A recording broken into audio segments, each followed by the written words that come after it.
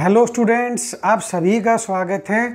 आज हम चर्चा करेंगे लोकतंत्र या जनतंत्र के घटक कौन कौन से होंगे या कंपोनेंट्स ऑफ डेमोक्रेसी कौन कौन से होते हैं।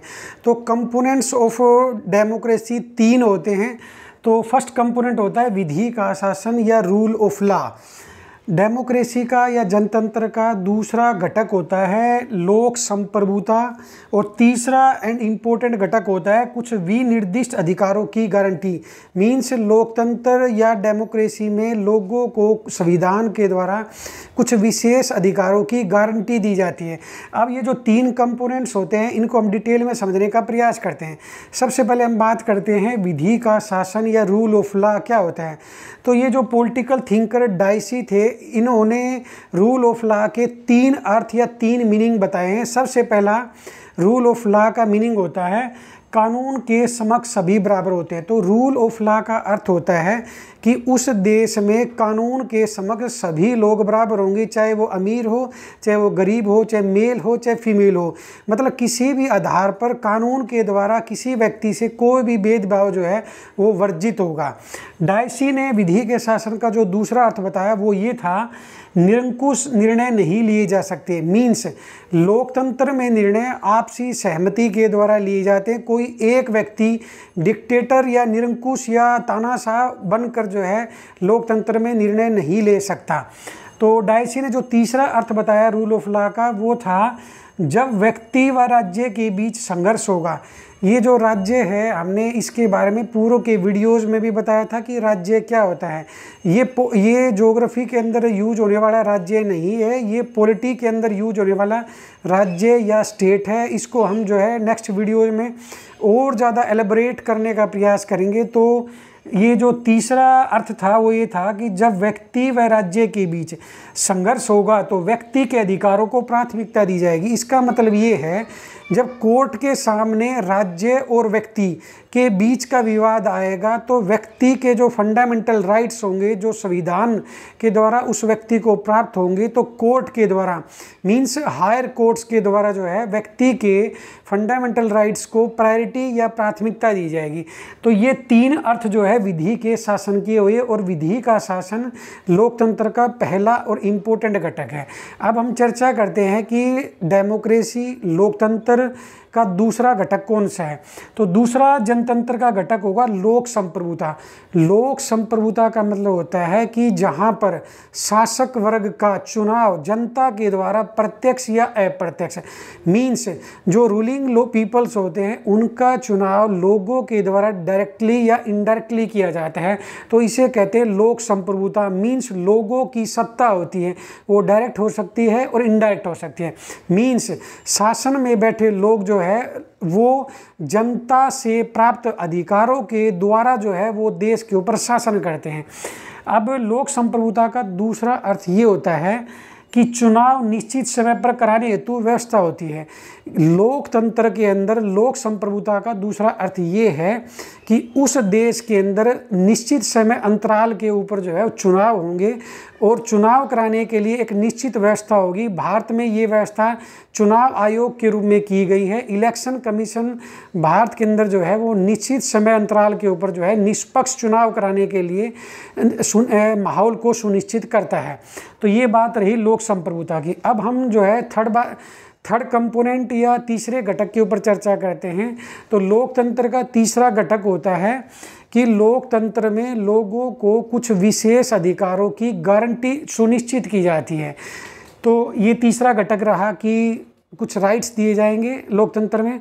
अब इसे को 2 अर्थों में हम समझेंगे कि कुछ अधिकार राज्य की मर्जी पर निर्भर नहीं होंगे। मतलब अगर किसी देश के अंदर लोकतंत्र है तो वहाँ के जो लोगों को जो अधिकार प्राप्त है वो स्टेट की विल या राज्य की मर्जी पर डिपेंडेंट नहीं होंगे। जैसे राज्य जो है वो किसी व्यक्ति के स्वतंत्र आवागमन को, उसके हंसने को, उसके बोलने को, एक स्थान से दूसरे स्थान पर रहने को, किसी भी विशेष धर्म को अपनाने को लेकर जो उसको अधिकार दिए गए हैं तो उनके ऊपर अपनी मर्जी नहीं थोप सकता है राज्य। राज्य मीन्स स्टेट। और अगर ऐसी दशा पैदा होती है कि राज्य जो है वो अपनी मनमर्जी चलाता है किसी व्यक्ति विशेष के ऊपर, तो वो व्यक्ति जो है वो हायर कोर्ट्स के अंदर जा सकता है उन अधिकारों की गारंटी को सुनिश्चित करवाने के लिए। और भारत में इन अधिकारों की गारंटी को या इनकी रक्षा को सुनिश्चित करने के लिए हाई कोर्ट या सुप्रीम कोर्ट हैं। और भारत के अंदर जो सुप्रीम कोर्ट उच्चतम न्यायालय है उसे भारतीय नागरिकों के मौलिक अधिकारों का संरक्षक या गार्डियन या रक्षक कहा जाता है। तो ये आपके रहे डेमोक्रेसी, जनतंत्र या लोकतंत्र के 3 मेन कंपोनेंट्स। तो हमने अभी तक ये देखा कि कौन कौन से 3 इंटीग्रल कंपोनेंट्स हैं डेमोक्रेसी के। अब ये जो अभी तक हमने समझा है इसको क्वेश्चंस के माध्यम से और ज़्यादा स्पष्ट करने का हम प्रयास करते हैं। तो हम पहला क्वेश्चन जो है इस टॉपिक से रिलेटेड होगा, तो वो ये है लोकतंत्र डेमोक्रेसी के घटक अंगों के उसके जो डेमोक्रेसी के जो कंपोनेंट्स है के संदर्भ में निम्नलिखित बिंदुओं में से असत्य, असत्य का मतलब है रोंग, विकल्प की पहचान कीजिए।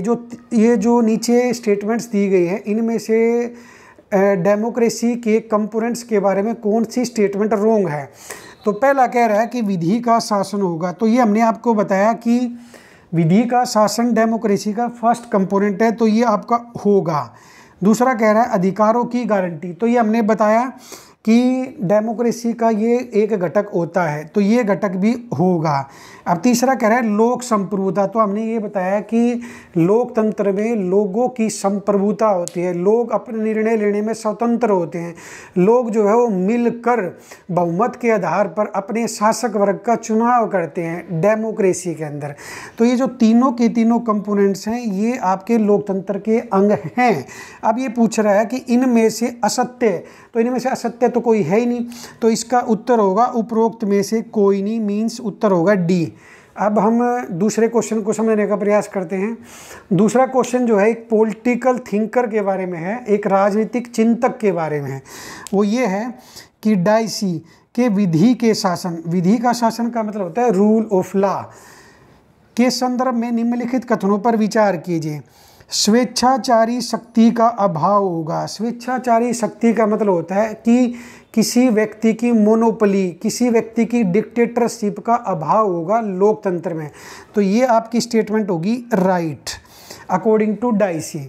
अब नेक्स्ट स्टेटमेंट दे रखी है कि सामान्य कानूनों के समक्ष, जो देश के अंदर जो सामान्य कानून से लाज हैं के समक्ष सभी वर्गों की समान अधीनता होगी। इसका अर्थ ये है कि जो देश के कानून हैं उनके समक्ष सभी जो है देशवासी समान होंगे, उनके साथ समानता का व्यवहार जो है कानून के द्वारा किया जाएगा। तो ये भी डायसी के अनुसार ठीक हुआ। अब इसमें ये पूछ रहा है कि सत्य विकल्प की पहचान कीजिए। तो ये दोनों की दोनों स्टेटमेंट ठीक है, तो इसका उत्तर होगा उपरोक्त दोनों। तो अब इस वीडियो के द्वारा हमने डेमोक्रेसी के कंपोनेंट्स के कंसेप्ट को क्वेश्चंस के थ्रू स्पष्ट करने का प्रयास किया है। अभी मैं आपको एक बात और बताना चाहूँगा।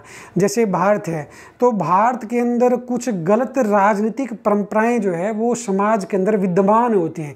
जैसे किसी भी अगर हम अल्पज्ञानी व्यक्ति से अगर पूछते हैं कि भारत में शासन किसका है, तो वर्तमान के अंदर जिस व्यक्ति की या जिस पार्टी की सरकार होती है तो हम कह देते हैं कि फलां फलां व्यक्ति का शासन है। जैसे अगर वर्तमान में पूछें तो कोई भी अल्पज्ञानी व्यक्ति ये कहेगा कि देश के अंदर मोदी का शासन है।